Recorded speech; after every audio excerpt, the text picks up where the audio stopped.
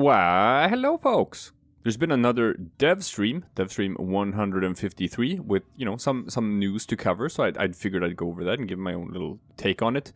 Now, I haven't been doing videos about Devstreams for a while. It's been a while since I did my last video covering one of those.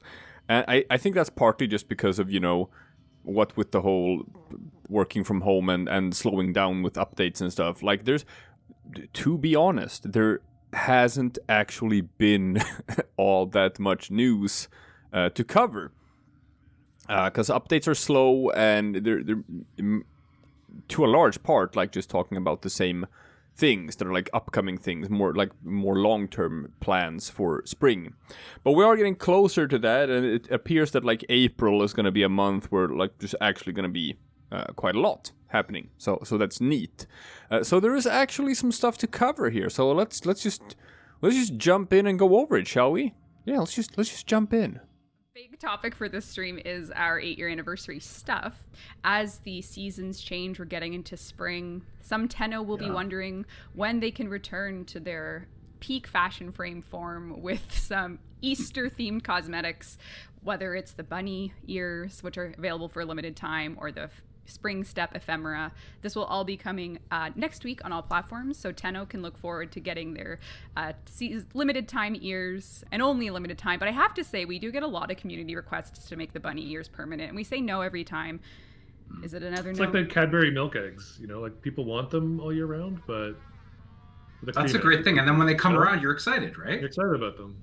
Okay. In April as well, we will be kicking off. Now, I know it's March 26th now, and Keen Tenno with a calendar memory would say, hey, where's your 8-year anniversary stuff? And because we have been working on so much, the least, from anything from the Corpus Proxima to all of this Call of the Tempestarii stuff we're discussing, we are going to be doing our 8-year anniversary content drop for all things celebration in April. We'll give you exact dates later, but April is the month that will have all things 8-year anniversary. And if you've been playing, you'll know we have a history of re-releasing all of the past year's items. So whether that be the Dex Sybaris, the Dex Furies, the Dex Dakra, the Dex Excalibur skin, the Lizette, the armor, the Syandana, there's a lot. So you'll be getting years worth of stuff in alerts. And then for simply logging in, you'll be getting a brand new skin for Excalibur's partner in crime. It's a co-op game. We needed to make another Dex skin. So Rhino will be receiving this year's anniversary skin. So you can check this out. It's beautiful. Rhino players. I missed this completely. What? You missed this? Yeah, I didn't see it. I didn't see. Oh, God. Yeah. It's very important. He's hunting PS5s. Yeah, exactly. Yes. Oh my God. Yeah. Oh, I love it. Yeah, it is awesome. So if you don't have any Rhino skins, you're about to get a free one when the 8-year anniversary content launches. And if you've missed any year's worth of content, it will be coming back in alerts over time. So like I said, every Dex item we've ever released will be back in an alert for you. And then simply for logging in, you'll be able to get this very, very sweet Rhino Dex skin. And then, if your buddy plays Excalibur, you can go on a little Dex mission and look cool with your sweet, sweet skin. So this will all be coming in April on all platforms. You can look forward to that. And I actually have an image of it too for people that would like to just be, presented with from our marketing team who does that looks awesome. The best of asset work. Wow. So. That feels cool, yeah. Yeah, so Rhino is getting a skin. It's been a while since we've done a Rhino skin. It has been a long time. I was just thinking. I know, I'm feeling nostalgic now. Yeah, that's perfect 8-year anniversary. Nice metallic cod piece. It's not subtle at all. Love it. Hard to miss. Yep. Yeah. Warframe, man. What's Warframe without a cod piece, I say? Dude, that Rhino skin is rad. That Rhino skin looks amazing, absolutely amazing. So yeah, previous years we've had the anniversary stuff like about already at this point in the year, sometime in March. So it's a bit delayed this year, but it is coming. They're going to do the anniversary stuff in April instead. It's going to include all of the previous year's rewards and also this new Rhino skin, which like that skin is cool enough to where I might like actually start playing Rhino again. That looks That looks absolutely fantastic. And considering the fact that Rhino is just such an easily attainable Warframe for new players, and like for a lot of players, that's the first Warframe they craft besides their starter frame, is going to see a lot of use. And it's going to be great for just new players to have access to just a new custom skin for a Warframe. Just get it for free. Just play the alert and you get the skin. And it looks amazing. So yeah, that Rhino skin is absolutely something to be excited about. Call of the Tempestarii. This is coming. I guess the launch window that we could say on all platforms, since we are going to be delivering this at the same time on all platforms, it is April as our launch window. So we're hoping to get everything in players' hands for update 30 very soon. You know, the month of April is knocking on our door right now because you know it's sneaking up, and yeah, a lot is coming with it. We have, of course, for console players, you'll be getting the Railjack retrofit, the new Railjack, Corpus Proxima, and of course Sevagoth, a new Warframe, who we'll take we'll take a look at Sevagoth in more detail today. We have one more cosmetic to reveal for Sevagoth, the alt helmet, and actually we're doing something a little differently this time as well. I'll just jump right into how we're treating the Prex card this time around, because Sevagoth is getting his own quest. So we have this beautiful Prex card done, which our awesome team will share for everyone so that they don't have to just look at this scan of me going up and down. But it is pretty impressive and beautiful. So that's the NFT, right? That's how we're. That's our. Yeah. You can. Just one. I wanted to make an NFT. Oh, really? Oh, sorry.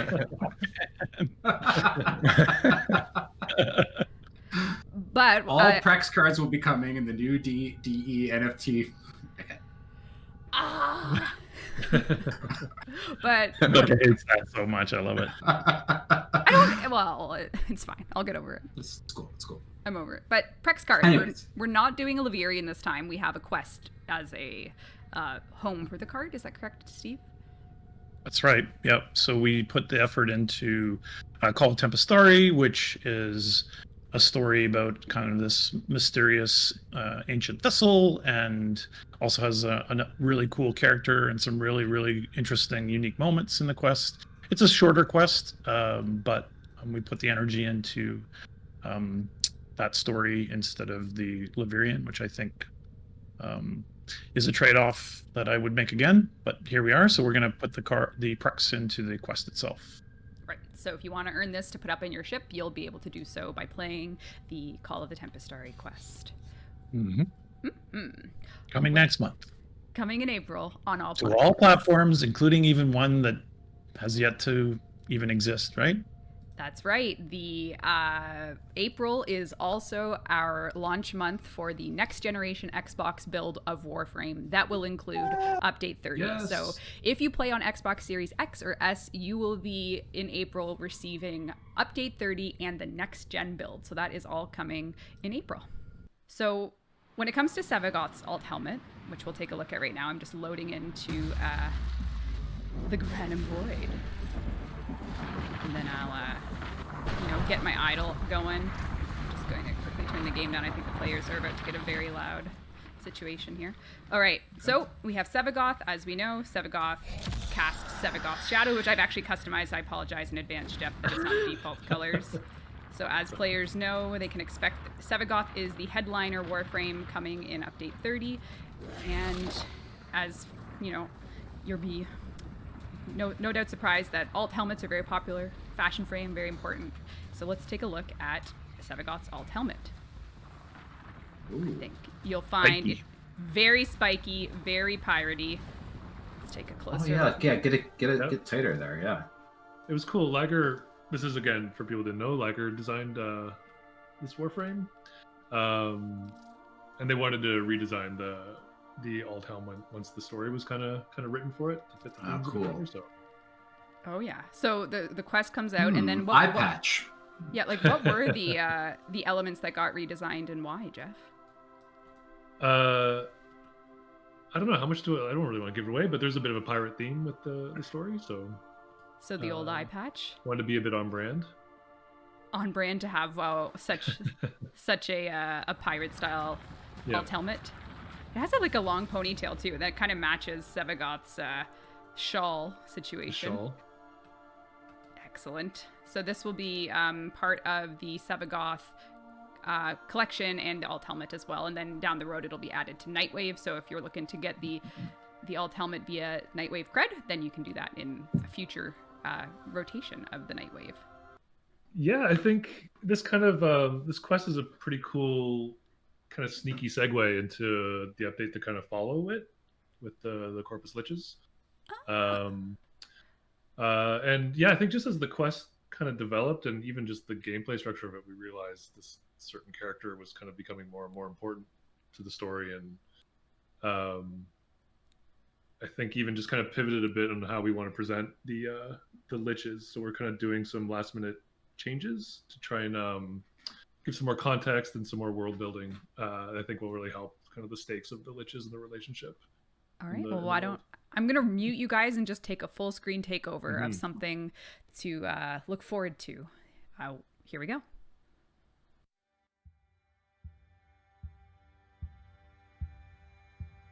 My parsec link is dead.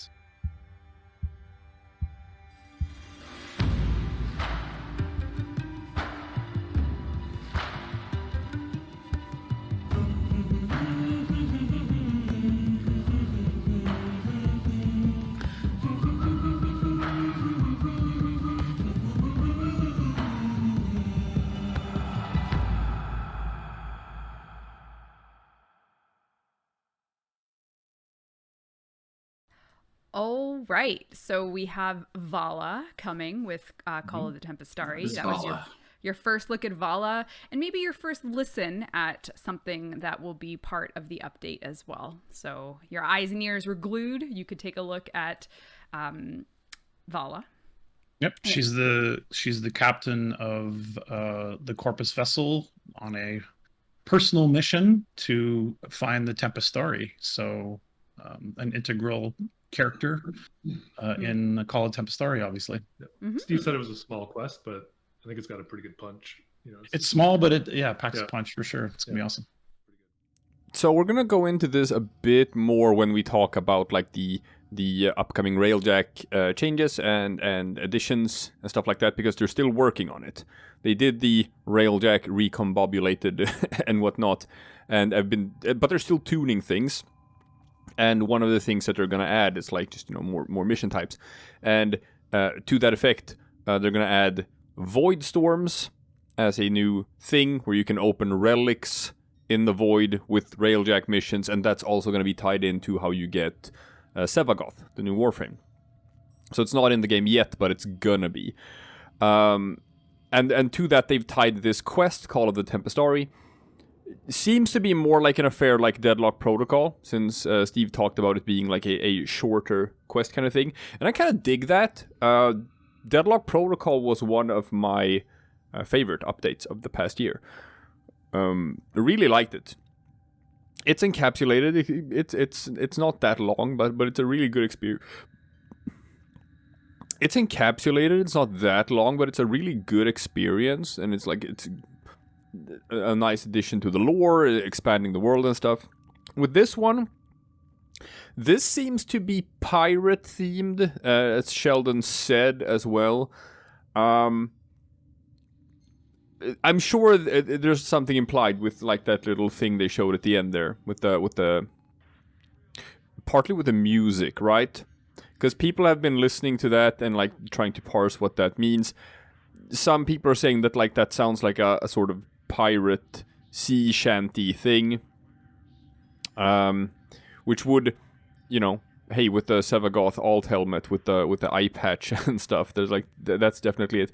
Me, I'm also sort of leaning toward perhaps something with Vox Solaris, because it does have the same sort of like chanting, singing together thing as We All Live Together. And that's also Corpus related, just like this seems to be. So possibly they could do a thing where they include like the Vox again in this quest, that they're part of it, or not, or it's just meant to be sort of like thematically like a pirate thing, and this is just a sea shanty, and we're doing pirate ships and void storms, and it's going to be like Pirates of the Caribbean, or Caribbean as you have to pronounce it for that movie for some reason. No, but like Pirates of the Caribbean, and like ghost ships and spooky, the Black Pearl, and Sevagoth is like a ghost pirate, and all of that kind of thing.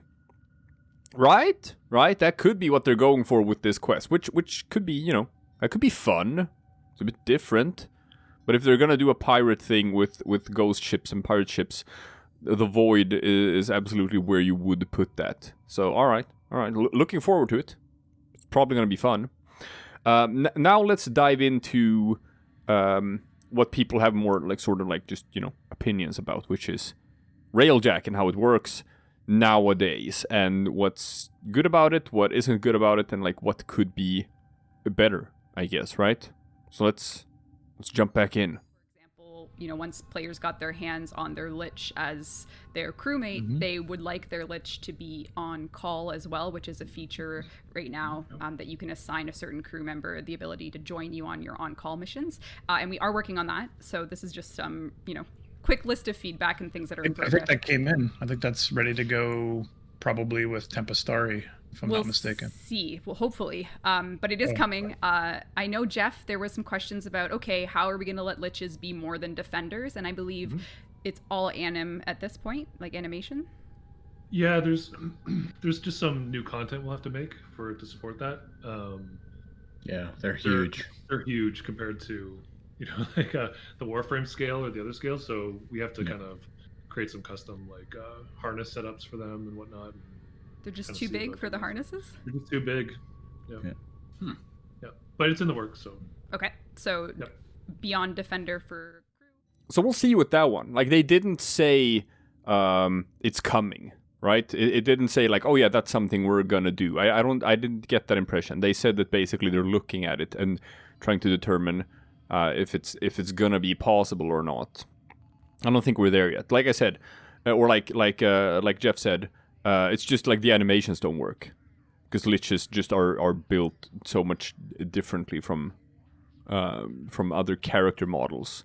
So they'd have to put people in like the rigs, right? The 3D suits and whatnot, and just record new animations for them to be able to function like other AI crew members. And that I think that's a bigger job than people think it is. I think that's like more. That's gonna take more. That's more work than you might expect. So even if that happens, I'm gonna say that's not gonna happen like tomorrow. That's not gonna happen in April. That is absolutely something that's like further down the road. Gonna have to wait a bit longer for that one, I think. When we were going with Corpus Proxima, and we were like, we're going to bring core Warframe into this, so we bring volatile new mission type, Orphix, and then defense and exterminate. Some people are wondering if it's possible, or are we planning to let players stay outside the ship and do Railjack objectives while the main mission is going on? So, so Railjack, core, Railjack, or Railjack and core at the same time for some of these missions. That's not currently planned. Basically, AI counts becomes the biggest hurdle with that, because if you basically have two massive game modes kind of running simultaneously, you have to keep the AI count to something usable. And if you divide up the squad too much, then you end up with too few AI to do some of the core modes, and also too few AI outside. And then it would get even worse if, say, like, two guys went inside to do core Warframe, two guys stayed outside, and then the fourth guy went and did a POI. That would basically be winding up another set of AI. So it's too much kind of going on at once. So we had the idea of basically cutting it off when you enter the capital ship. Yep, it makes sense for the game to work and run, but I think some players are wondering if we'll see other mission types come in, spy. Yes, 100%. Yep. Okay. Yep. Without giving things away, yes. Yes, spy is coming, and I think one thing that we've kind of talked about is assassination is coming as well as part of the Corpus Lich changes. Yeah. So and I think the guys are there's a lot of duplication in the star chart right now with the defense and exterminate and even volatile. and they're looking at winding up new modes to kind of remove the duplication in the star chart. Yeah, I would say, just based on what players are saying, they wouldn't mind seeing the defense duplications be cut for... Well, yeah, that's we would too. It's a matter of development time and making sure that we get it all done. As a prototype, I think they had every core Warframe mode working with this setup. So you would play the intro in the Railjack and then into the core mode. At one point, that was all working for every mode. As we've developed it further and finalized, some of the modes obviously fallen behind and don't work anymore, but they're going back and fixing up some of those. So there will be some new ones added in. Awesome. Yes. Well, that will be something to look forward to for Tenno that we're asking about that. I think that was probably one of the more, like, the most broad, popular concepts and discussions in the feedback areas were mission type choices. And I agree with that too. Yeah. Now let's talk about this for a little bit, because like this sort of indicates where they're going with this, and what Railjack is gonna be in the future, at least for these normal mission nodes.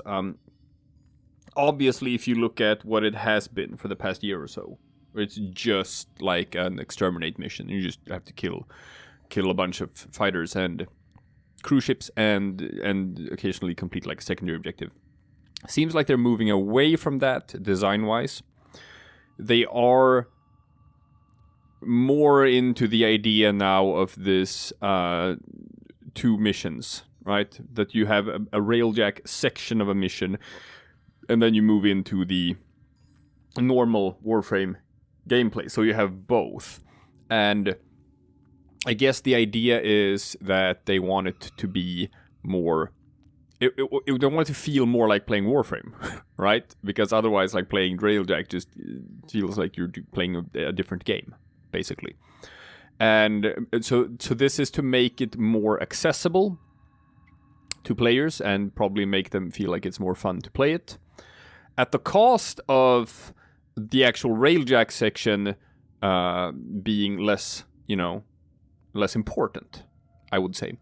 Currently, a lot of people feel like, and that's one of the biggest criticisms right now, where the Railjack section just feels like a short introduction, like a taxi to get to the actual objective, which is normal Warframe gameplay. I've heard people say that they feel like the Railjack section is basically just another loading screen now, and like I kind of see that. I would like I don't mind the design choice that they've made here. I don't mind at all the idea of integrating more classic Warframe gameplay in the Railjack missions. But I think the balance is off right now, because currently it feels like it's 10% Railjack and 90% normal Warframe in the Railjack missions. I would like to see a better balance there with like more actual Railjack gameplay in Railjack missions. What I've said before, I would like to see that there would be some sort of reason for actually shooting down, like just fighters and cruise ships out in the Railjack section. Currently, you have to like kill 1 cruise ship or 2 or 3 as part of like just the objective to move forward in the higher level missions. So you have to be out there for a little while. That's fine. But it is annoying that fighters just auto spawn as soon as you kill all the fighters, just 4 new ones spawn in. I would like to see some sort of tangible reward for shooting down fighters, so you have like a reason for doing it. I would like to see, for example, the idea of like, hey, they can't just spawn in infinitely, right? Say they have to call in reinforcements, right? You shoot down a number of fighters, and then suddenly it's like, oh shit, we don't have any more fighters deployed here right now. They just took out all the fighters we have. Now we have to call in for reinforcements. Now it's going to be like some time before they can start spawning in new fighters, because they have to like teleport in or whatever from other parts of the star chart or the solar system. So you would get like, okay, so after you've killed this number of fighters, then you'll have a period of maybe like 2 or 3 minutes where just like no more fighters are gonna spawn in, because they can't, because they're waiting for reinforcements, something like that. That's just a simple little thing to just give people a reason for using the turrets and give them a reason for killing fighters instead of just ignoring them. Because currently you're better off just ignoring them and just completing your objectives, which isn't ideal. That's one thing. But if they're gonna go with this path of just integrating classic Warframe into the missions, that means that they can just use more normal mission types, right? You use the Railjack to get into the ship, and once you're in the ship, you can do you can do all the different mission types that exist in Warframe. You can do defense, you can do interception, you can do assassination, you can do spy, all of that. So they can add more variation to Railjack nodes as well by doing it this way, which is, it's good. It's a simple way of increasing variation. And I also do believe that they have, and Rebecca even says so, that they have more plans for expanding the gameplay of the Railjack section as well, with stuff that just isn't in the game yet, in particular Void Storms. Right? That's another sort of just Railjack type mission with just different things to do with Railjacks that just it's not in the game yet, but it's gonna be. So the Railjack sections are gonna be more varied as well. So it's a mixed bag. In some ways it feels like abandoning the core idea of what they wanted Railjack to be from the start, in favor of integrating it more with your normal Warframe experience, probably because that's what most people want, because you load up Warframe because you want to play Warframe. So if they introduce a game mode that's basically just Happy Zephyr, right? Or they introduce a game mode that doesn't feel like Warframe, some people are just not gonna be interested in it, right? I like it. It's different, but it's fun.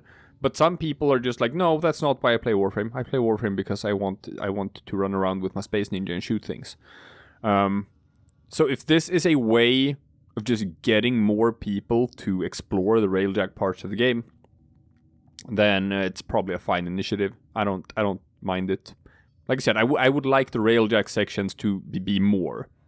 I would like a better balance, because currently it's 90-10, 90% Warframe, 10% Railjack. But that's a minor thing. That can be, I'm sure that can be tweaked in so many ways and will be over time. Anyway, moving on, shall we? Moving on. Another one we have, and this is because I've seen some contradictory threads, so it's not, I wouldn't say it's, easy to say what side of the community thinks what, but it's more popular that the rank 10 gunner people are still avoiding doing. But I saw one thread that was it's actually if you can use rank 9 and the reload, the heat accretion. But any plans on revisiting the drawback for gunnery rank 10 in terms of the heat accretion rate? Yeah, there's always room to look at reevaluate things. If people have tried the rank 10, it is pretty much auto aim now. Right. So giving you auto aim for free the whole time. Yes, I understand they're grind to get there, but it basically takes all skill out of the aiming side of things. So I kind of really felt there needed to be a little bit of downside. Again, rank 9 helps offset that a bit. And then the fact that you have to aim to kind of engage it makes it so you can decide whether or not you want to use it or not. So I'm not against revisiting, but currently I'd like to keep it. But again, no reason why we can't revisit it down the road and have a look.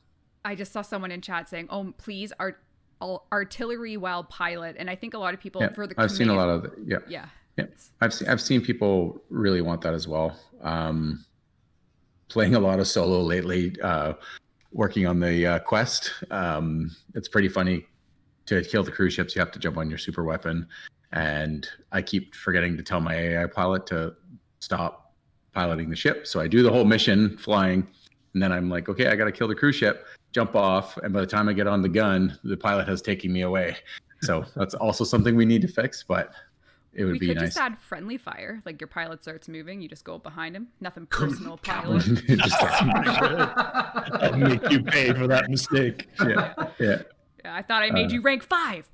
And then Yeah, exactly. Okay, so first of all here, like I'm gonna say like, I think Scott is way off when it comes to Gunnery rank 10.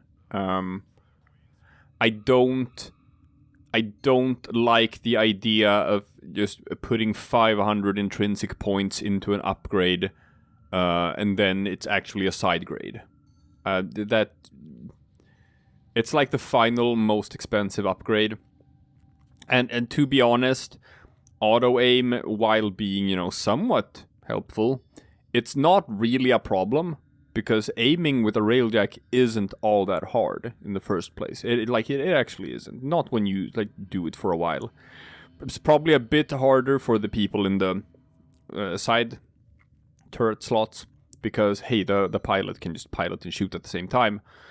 Since the people in the side turrets don't know, how the pilot is gonna fly the ship, aiming becomes a little bit harder, but it's not that hard. It's not that hard. So the auto aim, it is not the, like, as far as an ultimate upgrade goes, as far as like a rank 10 upgrade goes, it's not that important, right? It doesn't give you anything that really feels like a power boost.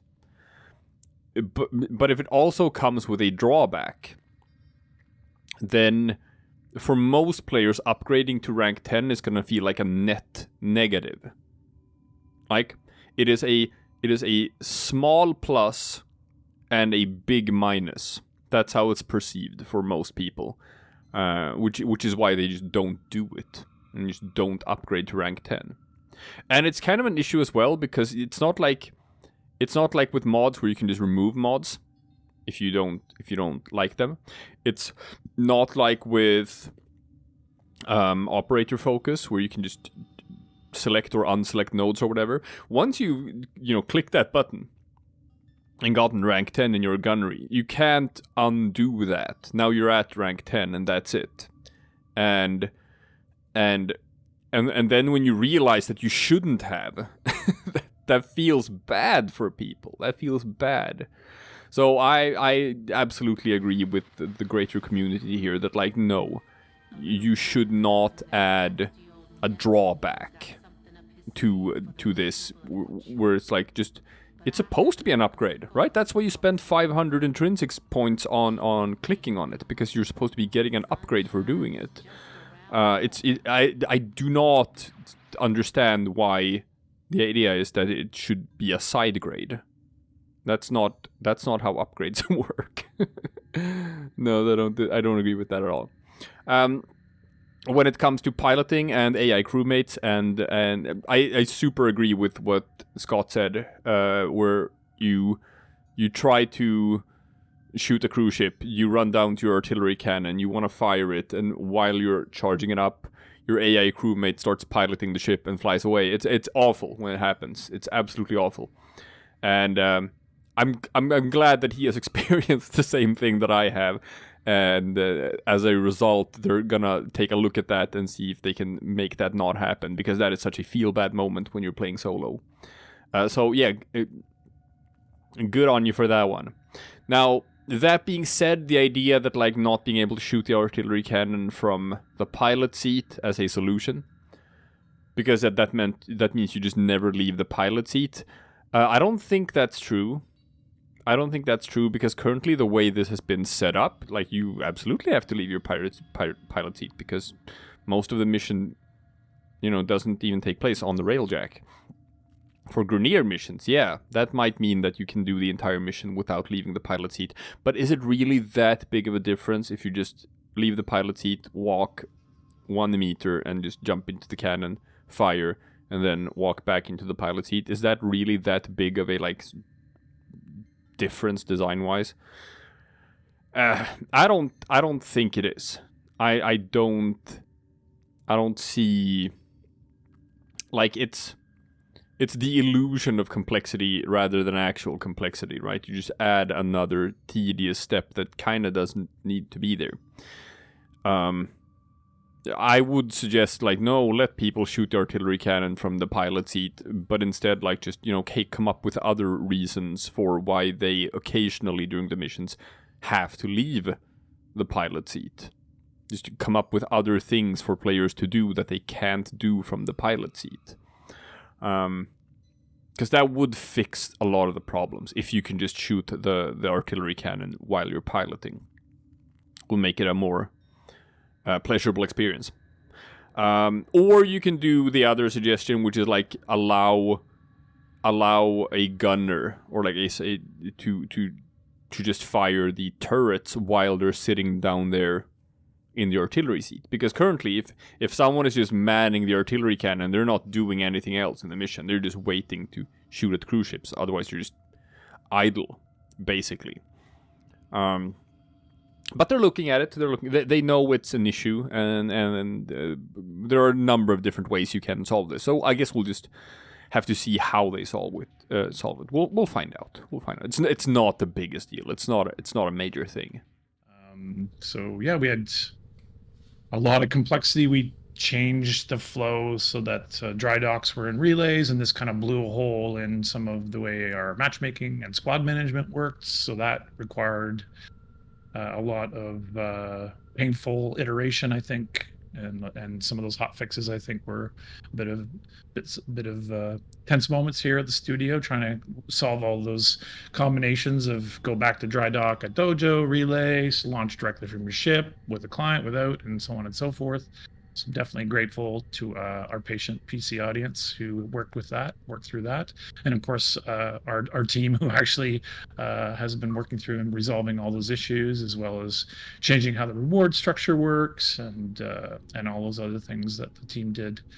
All right. So we have a question about hosting changes for Railjack. So I don't know if, Steve, you might be a good fit for this one, but with the way all the matchmaking changed, you can't force yourself to be host anymore. So if you know you've got like the best Railjack in the system and you want to host, right now you can't force that anymore. I know this code has gone through revision after revision just to make it more accessible, but some people do desire the host option to come back. I'm not sure. Yeah, I think there's also a problem right now where a migration will make someone who's not very good at a host be eligible when they shouldn't. So there's also something there that we're looking into. Yeah, I mean, we've resisted that because of the architecture of the game. I think we've been reluctant to do that, but I'll make a note and I'll sort of dig around a bit and see. Yeah, I think the trick is we had it with Railjack. We did, and we've resisted it everywhere else, though, right? So there might be some metrics that are failing us there that are better in the ground missions. So we'll make a note. It is definitely something that is, yeah. How do you say that? We don't really like the situation. Just opening it up to say yes, no can create other problems for us. So we're not quite sure that that's. Now, okay, I'm gonna predict that this is 100% gonna be like the most sort of contentious issue coming out of this Devstream, and the thing that people are gonna talk about the most and have strong opinions about. The idea of not being able to host Railjack anymore, because that's the case. Hey, look, it used to be that if I go to my Railjack, right? There we go. And I start a Railjack mission from here, from my navigation in my ship, and I pick a mission. Then I am going to be the host. I am going to be the host of that mission, and other people who are just clicking on the like join a public game thing are going to just jump onto my Railjack. That is not how it works anymore. Now it doesn't matter if I start from navigation. It doesn't matter if I start from the dry dock in my dojo or in a relay. It doesn't matter if I start from here and just pick a node. Now it is random. It is random who is gonna be the host of the mission. So I can no longer choose to be the host, which I could before. So they've changed that functionality. Now I understand what Scott has been saying now and in previous dev streams, that like, hey, it's individualized now, right? Where it's like when you sit at a turret, it's gonna be like just you're gonna have your intrinsics and stuff that's gonna apply on the turret. It's not gonna be linked to the host's intrinsics, and like it's gonna be your setup. And if you drive, then it's gonna be like as if you were driving and whatnot. I understand that. But it does so like for public games, it's not maybe the biggest deal in the world, other than the fact that like, hey, when you start from your dry dock and like when you choose to be the host, usually it's because you want to be the pilot, I'm gonna say. That's more often than not the case. If it's your Railjack, then you're the pilot and you get to choose what we are going to be doing in this session, and the rest of the crew accept that because it's your Railjack. You put in all of the resources to build it, and they're just along for the ride. Hey, some of them might not even like have their own Railjack or whatnot. And yes, it is true that you could choose to be the host for Railjack, but you couldn't do that for any other mission type. So I guess it's true that this sort of like makes Railjack more like the base game in that it's random. But it might be a bit of a different situation where there are different reasons for it. I've seen one big complaint being like just, you know, if it's not public games, but if it's instead like clans or pre-made squads, they might have a certain setup because they want it to play out a certain way, where it's actually a huge hindrance that they can't pick who is the host. That's a thing. Another big thing that people have pointed out, that there are people with bad internet connections who just flat out say, I do not want to be the host. It sucks for everyone if I'm the host. I would rather someone else be the host who doesn't have my potato internet. But now, previously I could choose to not be the host, but now I can't. I've seen that argument, which, you know, obviously has something to it. I don't know. Like, apparently, like, there is one workaround, which is what you can do is you can make a game invite only, and then you can like I think you can like go to your Railjack and start inviting people while you're in there, and that might be a way to like force you to be the host, I think. I'm not sure if that works. I've heard about that sort of hack to get around this. But it is a bit of a problem that people are like trying to figure out hacks of getting around like this update because they preferred the old functionality. Like I said, for just normal public games, it's not that big of an issue. But for pre-made squads, it's an issue. For people who don't want to be the host, it's an issue. And I don't know what the actual best solution to the problem would be, if like. But what's the? Look, it goes back to what he said earlier in the stream, where it's like when you introduce dry docks and relays and stuff, and you can start a mission from different nodes, and it has to do with the code, right? The ability to just like preset who's host and whatnot seems to be breaking things or whatnot. So I'm gonna say that the real reason for this, the real reason why they remove this functionality, is because it, like, otherwise game break, right?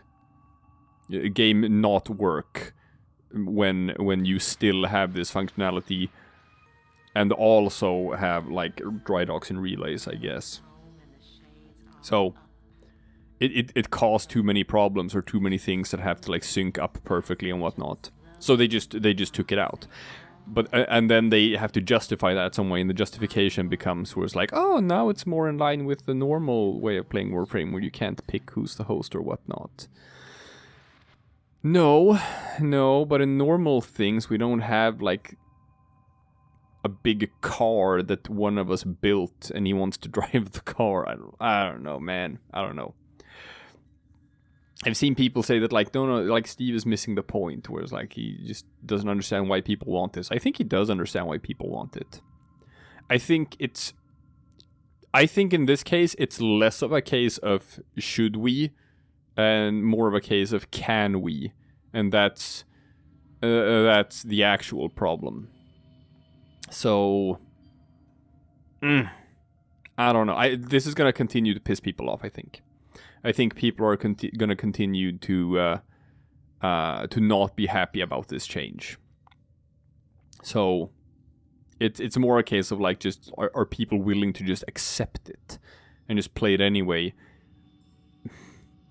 even though it does make things feel less fun for some people. Because like, hey, you want more people to play Railjack, right? You want it to be more fun. So why take away an aspect of it that people did find, enjoyable?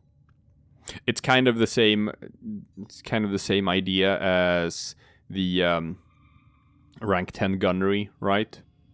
If you're gonna give people an upgrade, why do you also just throw in a drawback just so that now can't let people be too happy?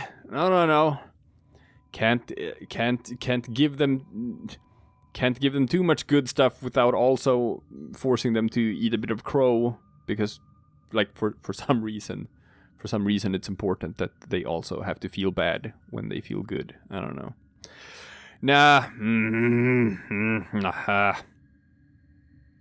I'm probably gonna side with the community on this one and say that, like, try to make this work again. It's something people clearly want. I just want to say there's been some videos of some really high level groups playing the new content, farming it and playing different missions, and watching those groups coordinate and play the game that we've created is really inspiring. They're playing it how we envisioned it, and I think it's amazing. Like, I got sent a few videos over Twitter and stuff saying, this is what people are doing. And I was just like, wow, this is really great. They're really coordinated. They're all really high level. They have their gear set up, and I was inspired. I think it was great. I agree. Yeah, it was funny when you sent that. I was like, oh God, what did we do? Did like Scott sending me videos like, look at this group, what they're doing. And I'm like, oh shit, there's like a exploit here. And then it's like, no, look how good they are. Like, that was really cool. Really, they're really, really good.